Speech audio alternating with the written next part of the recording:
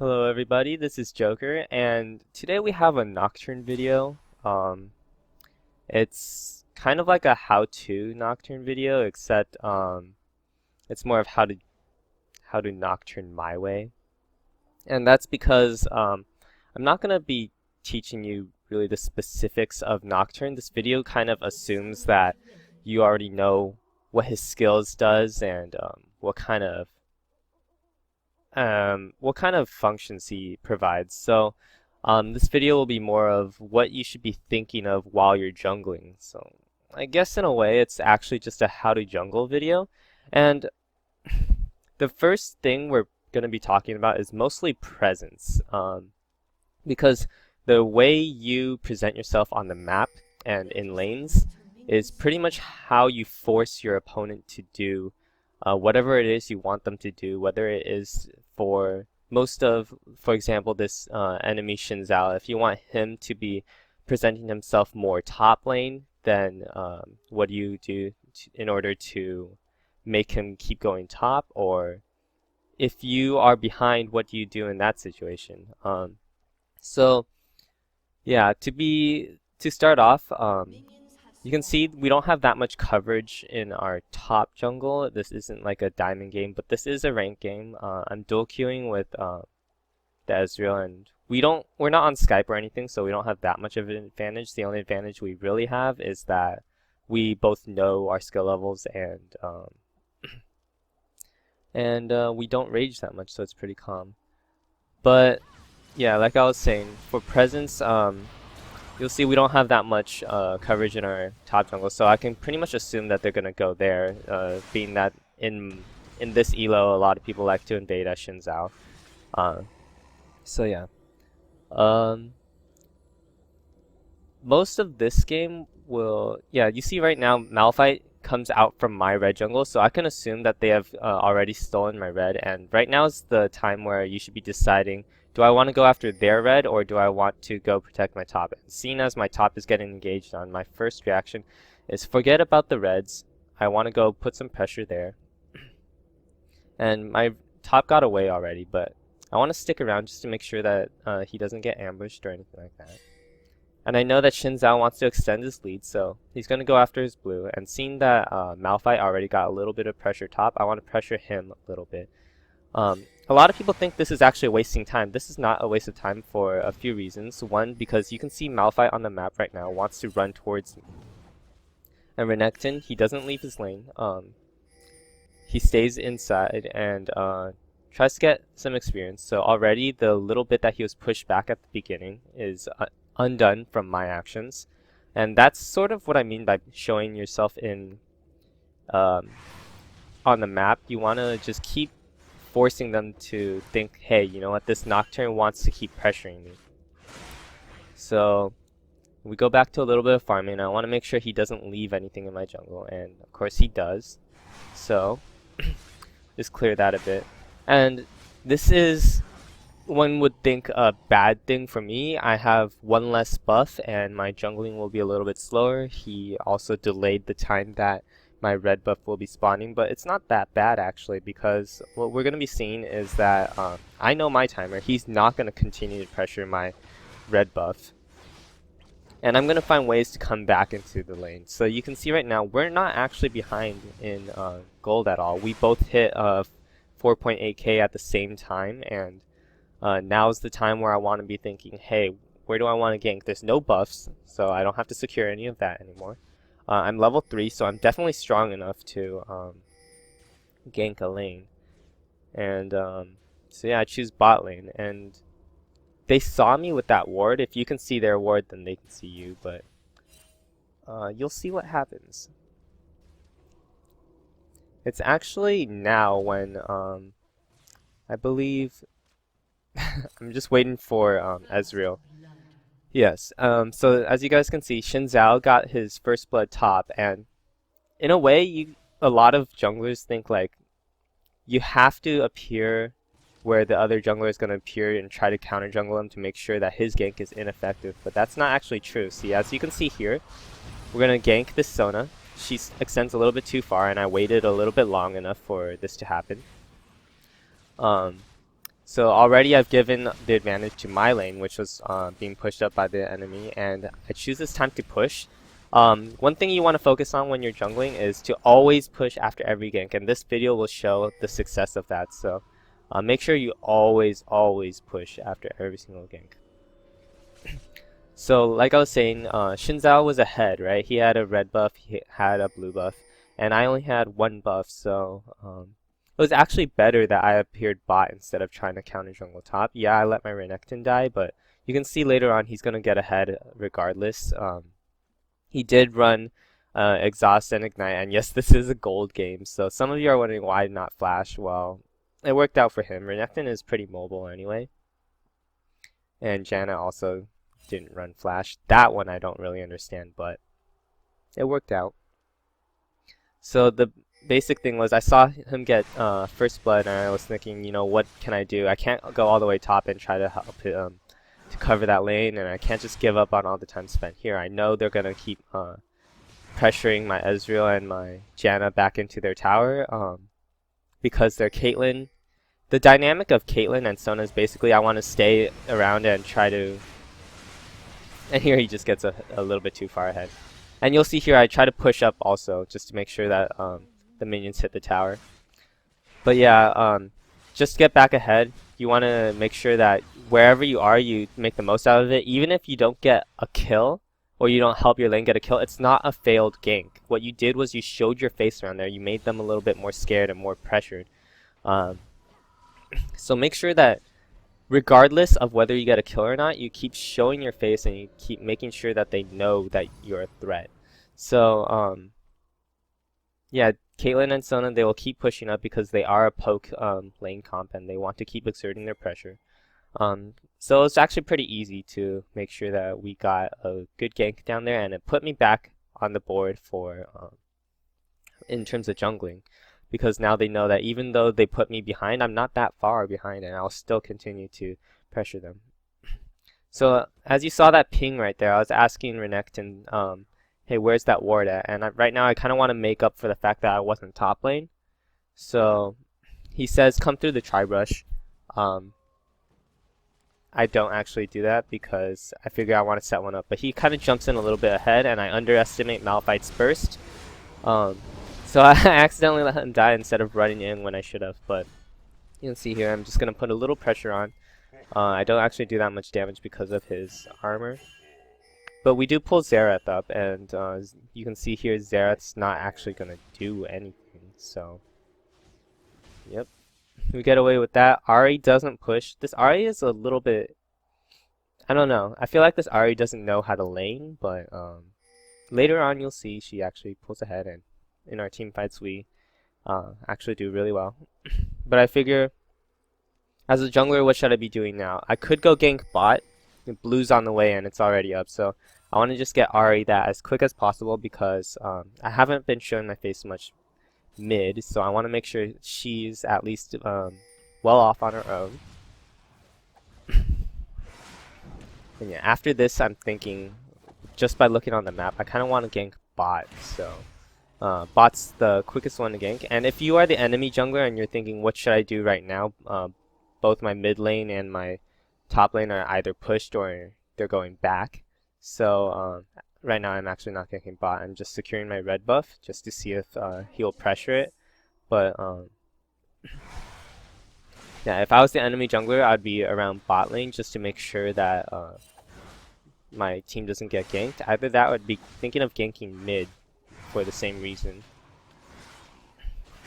And this is where I get my confidence in Ahri, because as a jungler you kind of want to have all of your camps, but when you see that your mid laner or your top laner or even your bot laner starts taking your jungle and it's still lane phase, then you can have faith in them because they're trying to do whatever it takes to get ahead. So here comes a gank on Malphite. It's pretty easy. He has no real way to get away. I'm pretty sure he already used his ulti.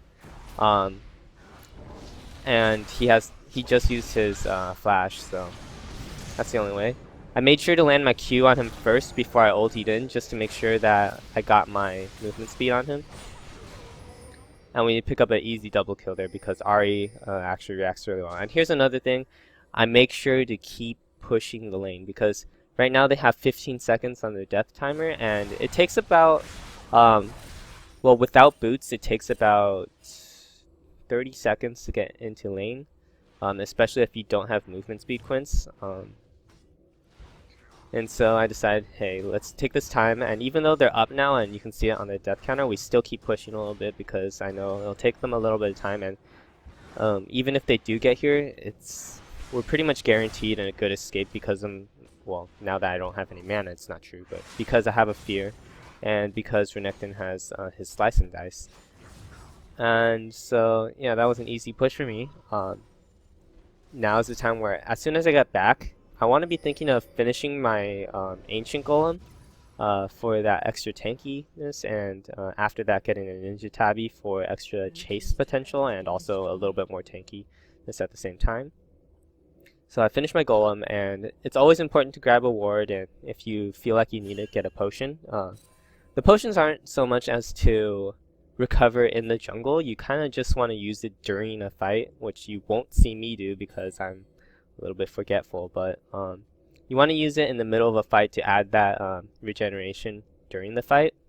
In a way, it's kind of like a mini Baron, though not really that strong. So here I'm asking, where did they ward? And you always want to, if you're going to communicate at all, that's what you want to be communicating. A lot of the times, especially in silver and gold, whatever you say, no matter what you say, it'll have a bad leave a bad impression on your teammates because they're all stupid. But here we go. We got a kill on Sona, but our Ezreal dies, and our Ahri comes along, and thank God, because we make sure to make up the loss with kill on them. And yeah, we also push this lane and make sure it goes into the tower. We can see Xerath is gone and it's pushing against our mid tower, so we know that he's going to either be going top or going bot, but either way it's pretty good because since both top and bot are pressured, he has to come to one of us and not pressure that mid tower, otherwise he'll either lose 2 towers or top will die. So I get a lot of damage done here. You can kind of tell this is not a really good engage because Ahri doesn't have any mana, so that's my bad, because you should always try to keep making sure you know what the status of your teammates are. So that's what I didn't do, and thank God I had flash for that, otherwise it would have turned out a lot worse. And here my ult comes up.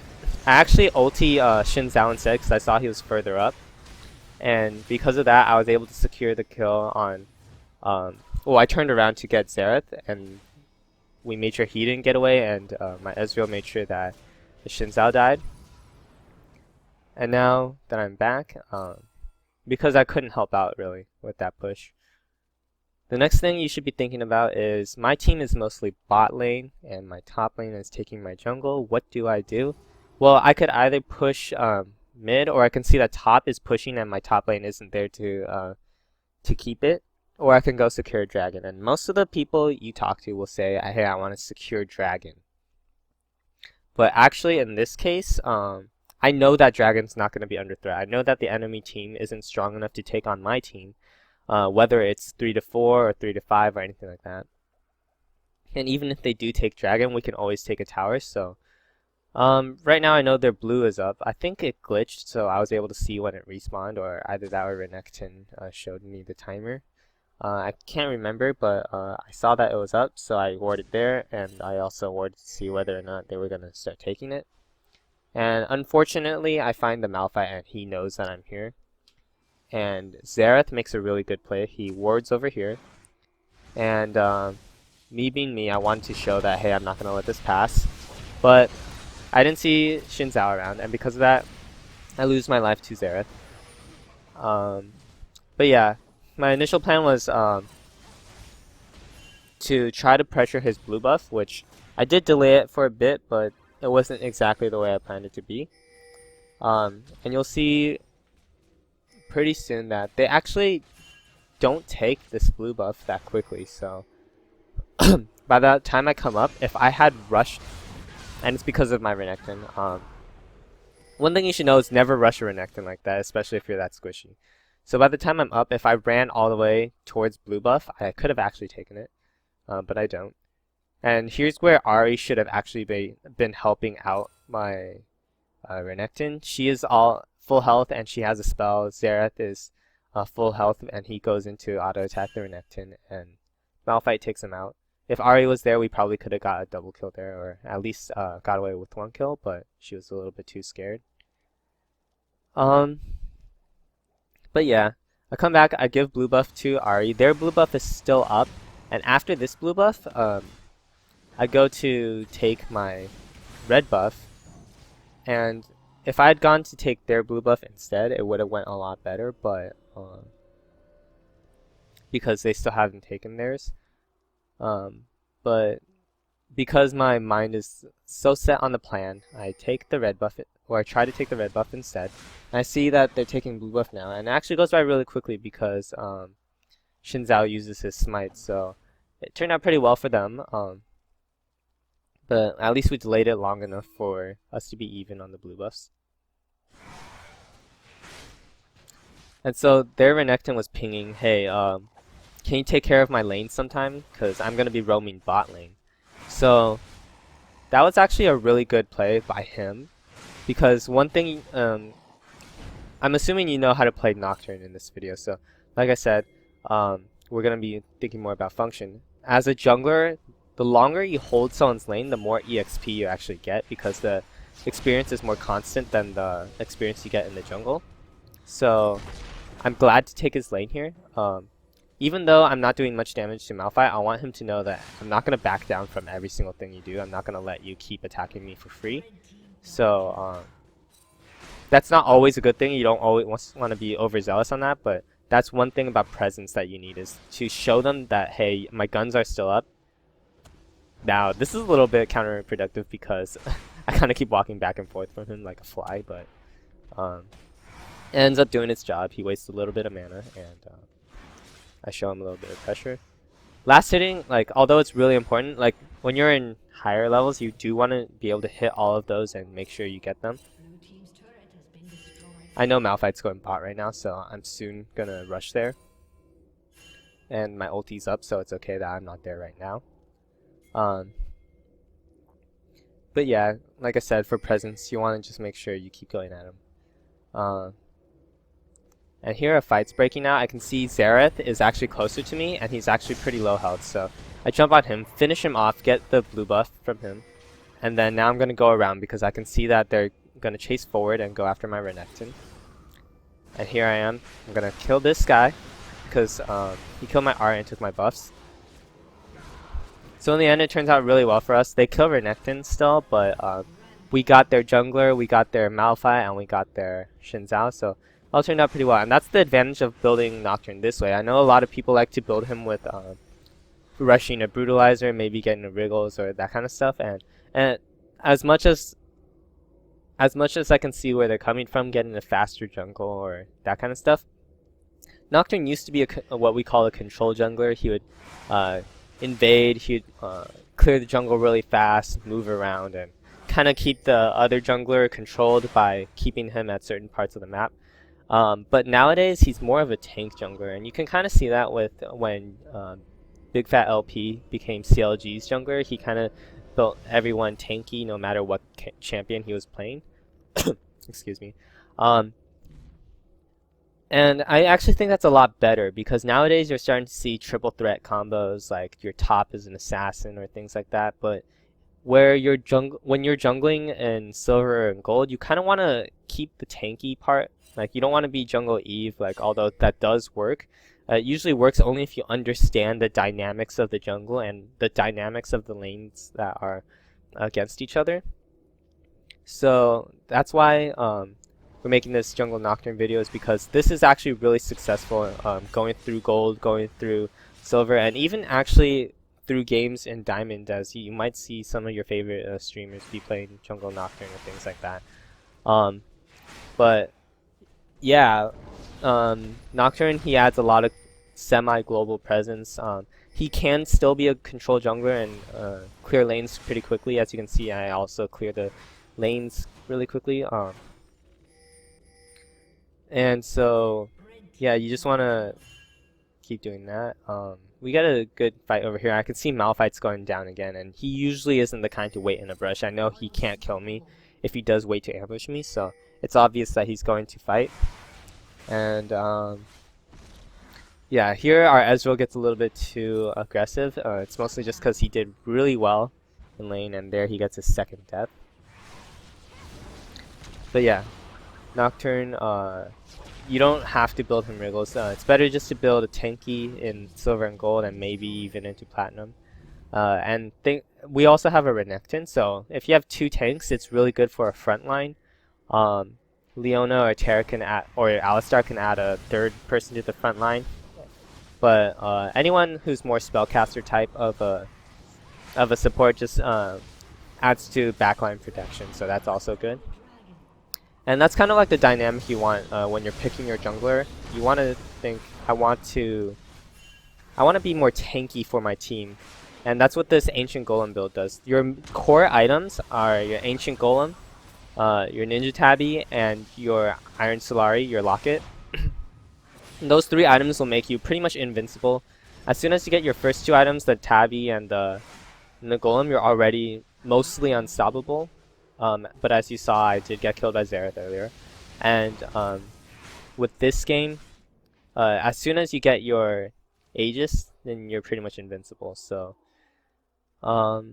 yeah, this is pretty much almost 100% guarantee you're going to do well in the jungle by playing Nocturne this way. The next step is pretty much just enabling your lanes, which you can see I did by ganking and always pushing, making sure that they were always ahead.